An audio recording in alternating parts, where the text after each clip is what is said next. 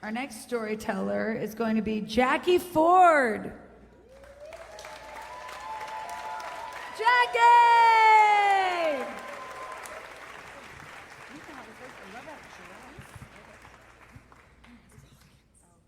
In the fall of my second year of law school, I called my mother to tell her that I was pregnant. Now, before you get ahead of the story, my husband and I were really excited about this. My mom, not so much. "But you're in law school," she said in her squonky voice. And I said, "Yes, I'm aware of that."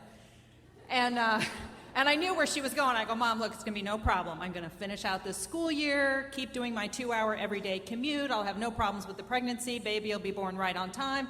A few weeks off in the summer, back in the fall. It's all going to be good because I'm in charge and it's all going to be good." And miraculously, it was. It went exactly like that. And the following June, I had this lovely, beautiful, healthy, bouncy baby girl. And so as the years went on, everything went pretty much on schedule. And when Lydia was 11 months old, I graduated from law school. Thank you. Okay, I graduated with honors. Just wanted to mention that. And bring on the love, baby. And to this day, one of my proudest possessions is a picture that was taken that day of me in my cap and gown holding my little girl who was 11 months old. She's in her perfect pink dress with her little pink bow, and she just looks fabulous. And as the years went on, though, she expressed a very different sort of taste in clothes. Now, I always wanted her to look fabulous when we went out because, let's face it, if you see a little child and they don't look good, like they're dirty or their clothes are a mess, nobody says, "Where's that child's father?" Right? It's, "Oh, how could her mother let her go out looking like that?"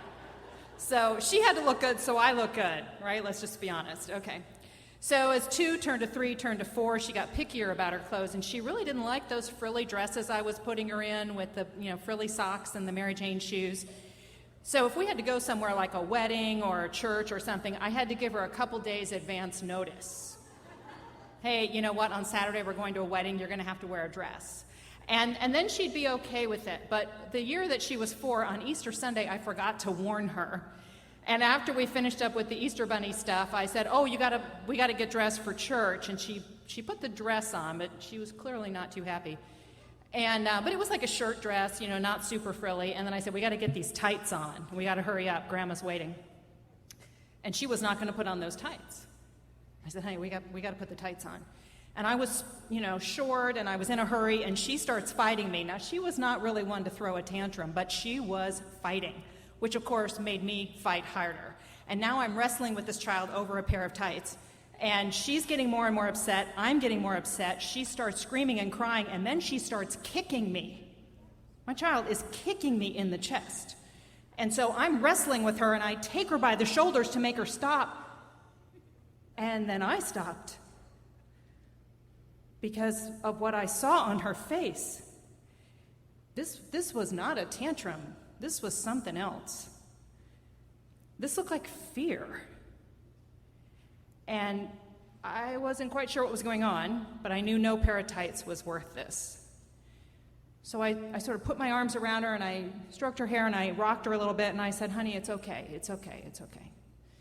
And I thought, what was that look I just saw? It was like a little boy would look at me if I was trying to put him in a dress and tights and Mary Jane's. And I thought, oh my gosh, what have I done? So I said, "You know what? Like I said, you don't have to wear the tights, and you can't wear the Mary Janes without the tights, so if you want to wear the sandals, that's okay, but I don't want to be hearing any complaining because your legs are cold, okay?" She said, "Okay." Dry the tears, and we go off. And as the years go on, she definitely develops her own sense of this sort of style. And 2 weeks ago, my daughter, now 27 years old, graduated herself from law school with honors. And standing next to her was her wife and father-in-law and me and her dad and the rest of the family.